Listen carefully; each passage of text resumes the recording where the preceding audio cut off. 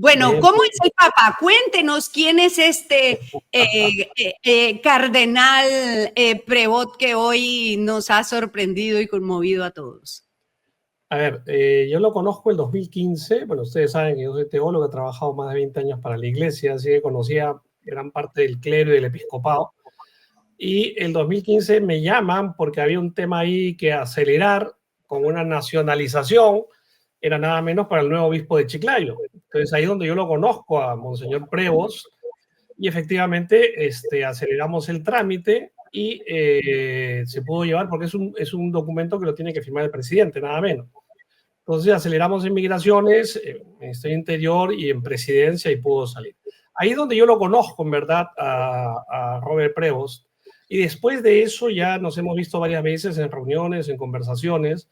Y la verdad es que es no solamente una alegría, es un orgullo, un papa, como ustedes bien dicen, peruano de corazón, porque uno no decide dónde nacer, pero sí decide dónde, en este caso, él ser misionero, ¿no? Y él vino muy joven, antes de los 30 años, vino de misiones a Chulucanas directamente, donde estaban los agustinos, ¿no?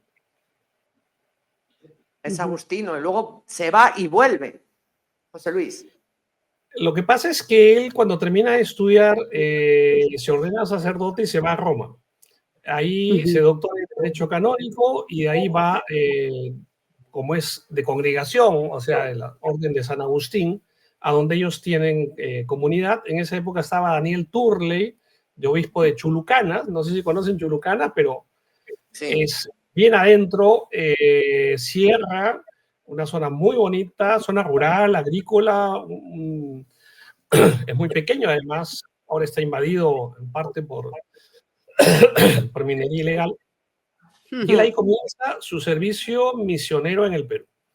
De ahí va de 10 años a Trujillo, se encarga también de la formación de sacerdote, porque claro, él era teólogo, doctor, y después lo llaman también de su comunidad en Estados Unidos, asume el superior de los agustinos en el centro oeste de Estados Unidos. Y después de muchos años, digamos que el IBI venía, bueno, eso hay una propuesta del nuncio que es, no sé si es coincidente o no, Patrick Green, que también era estadounidense, el nuncio del Papa en el Perú, y es donde sale su nombramiento, ¿no? O sea, y se tiene que nacionalizar por él y asumir la diócesis. Ahora, decía hace un momento que es conmovedor pensar en una persona que conoce el sufrimiento del Perú. ¿Qué implica haber sido obispo 10 años de un lugar como Chiclayo? En verdad 8 años, pero era una persona, como siempre en todos los lugares donde estuvo, muy cercana con la gente. Bueno, yo la vez he conversado con él, una persona muy sencilla, muy asequible, nada de protocolos, hasta risueña, una persona risueña, siempre bromeamos. Entonces, pero muy preocupado, es una persona muy también de mucha espiritualidad. Y yo creo que no esperemos que sea un Francisco, ¿entiendes? Disruptivo, extrovertido. Yo creo que va a ser otro tipo de liderazgo de acuerdo a su personalidad, pero va en la misma línea que el Papa Francisco.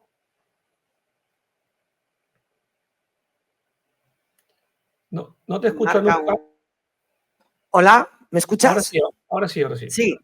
¿Qué implica que sea agustino? A ver, es una de las grandes congregaciones de San Agustín,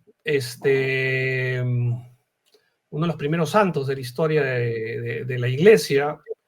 Es una gran congregación, entonces hay toda una tradición. La sede en Estados Unidos, digamos, y de donde él viene está en Chicago. Ahí está Monseñor Turley, también ya emérito. Yo voy todos los años a Chicago, por eso que algo conozco.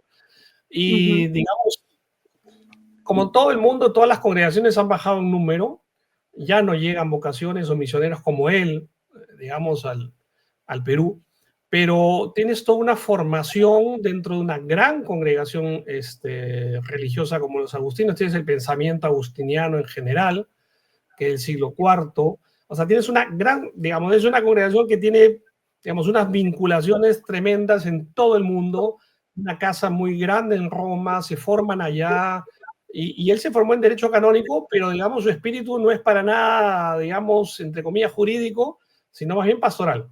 Y él vino como misionero, ya digo, siendo doctor en teología, en Derecho Canónico, se viene y misionero en Chulucanas. O sea, que una persona formada, pero que, como todas las congregaciones antiguas de tradición, justamente los forman bien, pero al mismo tiempo los mandan a lugares de misión para que sientan lo que es la realidad de la evangelización, ¿no?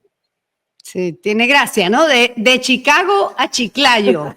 Este es un buen titular, un buen banner, Sí, de Chicago sí. a Chiclayo. Bueno, De y Shanghái yo a quiero, Chancay, igual, ¿sí? y usted es teólogo y tengo que preguntarle por esto. Yo no sé nada de la iglesia, pero para eso lo tenemos a usted. León XIII fue un papa que cerró el siglo XIX, ¿no? Y que abrió el siglo XX.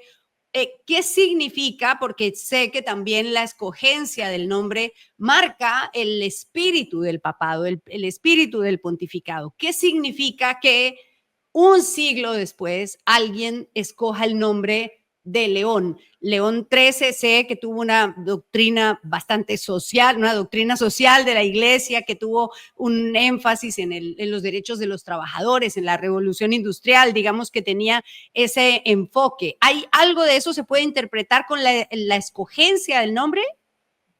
Es muy buena tu pregunta y es una pregunta que nos hacemos todos, y él en algún momento lo tendrá que explicar el por qué, pero ciertamente tienes una gran tradición de un tremendo papa como León XIII, ¿no es cierto?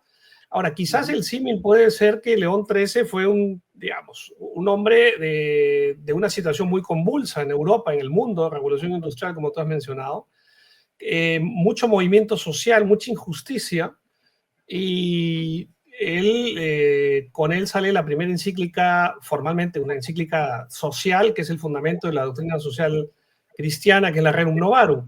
Entonces, a partir de ahí ya comienza toda una serie de encíclicas sociales que le llamamos en la iglesia, ¿no es cierto? Ahora, podemos hacer el símil de una situación mundial convulsa, de muchos cambios, pero donde hay que tomar decisiones fuertes y hay que enfrentar la situación.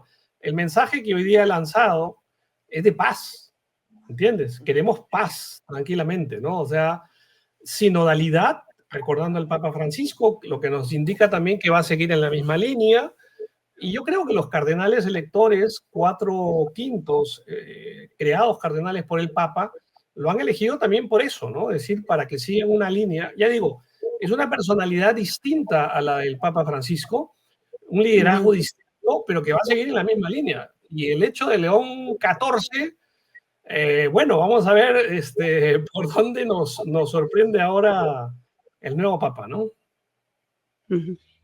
Lo hemos medio explicado al principio, pero ¿es habitual que un papa ordene obispo a un extranjero? Quiero decir, porque quien nombró o quien quiso que él fuese obispo de Chiclayo fue Francisco, el Papa Francisco. ¿Es habitual esto?